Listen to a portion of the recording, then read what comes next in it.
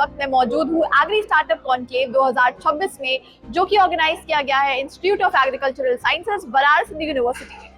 इस वक्त मैं मौजूद हूँ श्री मिलिंद राज सर के साथ, जो कि जिन्हें ड्रोन मैन ऑफ इंडिया भी कहा जाता है। तो sir, welcome to the columnist forum. Thank you.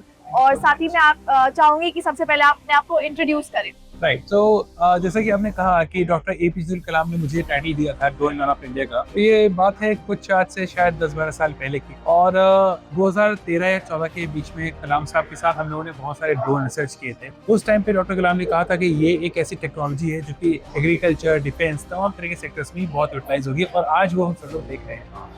तो ये जो मिशन है कि जो फार्मिंग होती है, एग्रीकल्चर होता है, ये भारत के एक प्रोमिनेंट बैकबोन है, जिसमें आपको पता होगा कि लगभग 50% से ज्यादा जो वर्कफोर्स है वो एग्रीकल्चर पे है। सो इसको बहुत जरूरी है कि इसको स्ट्रेंथन करना है, इसको मजबूत करना है। और एग्रीकल्चर सेक्टर में जब टेक्नोलॉजी का इंटीग्रेशन हो रहा है, जब ये संगम हो रहा है खेती और तकनीक का, तो आप सोचिए कि पूरे प्लैनेट पे कितना चेंज आएगा। तो मेरा मिशन यही है और इसी मिशन पे हम लोग आगे चल रहे हैं। सर, आज के टाइम पे जहाँ हम देख रहे हैं, जहाँ पे ग्लोबली इतनी ज्यादा प्रॉब्लम्स है, हर ओर युद्ध छिड़ा हुआ है, वैसे में अपने रिसोर्सेज को प्रिजर्व करना और उन्हें यूज करना, उस पर आपका क्या कहना है?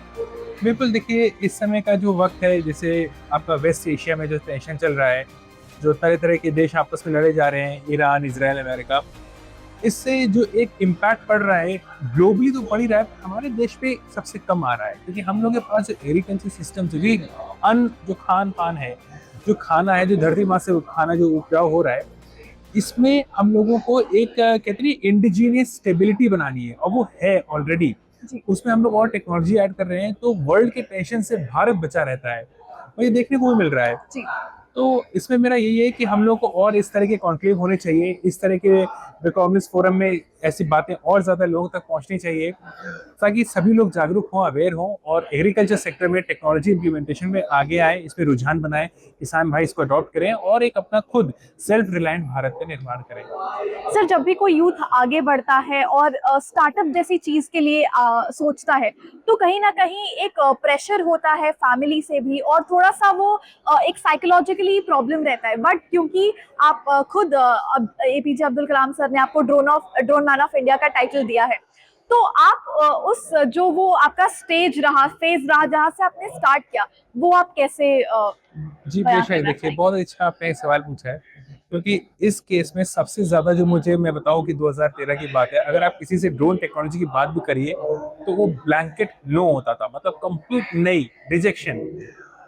हाँ, आज का दौर बदल गया है। आज जिसने इस कल्चर को अडॉप्ट किया, जिसकी इतनी वैरायटीज हैं, इतनी लिबरल एजुकेशन हो गई है, सो आज के दौर में और तब के दौर में जमीन आसमान का अंतर है। मैं वहां से यहाँ तक आने में, अब वो शायद उसके लिए हम लोग एक नया इंटरव्यू करना पड़ेगा 5-6 घंटे का, तब मैं पूरी जर्नी बताऊंगा। बट हाँ, वो एक टॉप सीटर भी रोलर कोस्टर राइड थी। yes. एक ही मंत्र होता है, नेवर गिव अप, चलते जाइए चलते जाइए। बहुत सारे रास्ते में हर्डल्स होंगे, अंगारे होते हैं, सब पे आपको चलना पड़ेगा, पर जरूर फिर आप इतना पक्के हो जाते हैं ना, देन यू बिकम अनब्रेकेबल।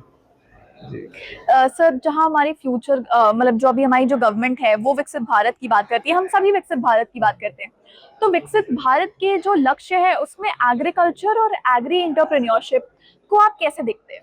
देखिए, विकसित कोई भी देश अगर विकसित होगा तो सबसे पहले इसकी एग्रीकल्चर जो इंडस्ट्री है ये डेवलप करनी पड़ेगी, फर्स्ट एंड फॉरमोस्ट। एग्रीकल्चर जब अच्छे हो जाएगा तो ओवरऑल कंट्री का जो इकोनॉमिक स्ट्रक्चर है वो मजबूत हो जाएगा, एक मास्टर शूट आएगा GDP पे। हम लोग की इस एग्रीकल्चर इंडस्ट्री है, ये भारत की 15 से 18%, लगभग 20 के आसपास में कंट्रीब्यूट करती है। आप सोचिए, अगर एक GDP में एक मेजर डेवलपमेंट आएगा तो कहाँ से? एग्रीकल्चर से। जी। और फिर ओवरऑल सब चीजें, ये एक चेन रिएक्शन होता है, जी। फिर सारी इंडस्ट्रीज डेवलप करेंगी। तो किसी भी देश को अगर आगे बढ़ना है, खेती यानी agriculture has to be the first.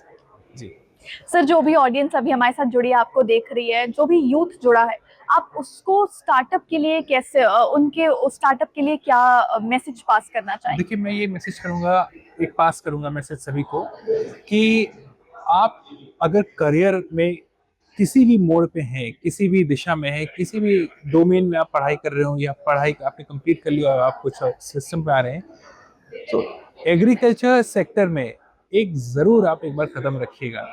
ये ऐसा सेक्टर है जो आपको फेल नहीं होने देगा। और ये बहुत ही प्रॉफिटेबल भी होगा किसके लिए, as an startup founder definitely, but किसानों के लिए बहुत प्रॉफिटेबल होगा।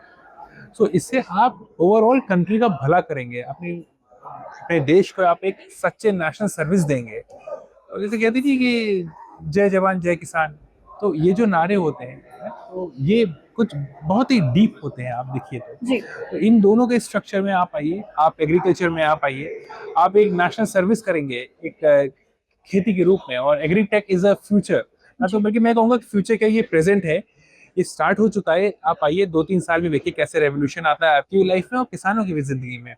मैं यही मैसेज कहूंगा, keep going, never give up. Thank you so much sir, अपना कीमती टाइम Thank हमारे you. साथ शेयर करने के Thank लिए।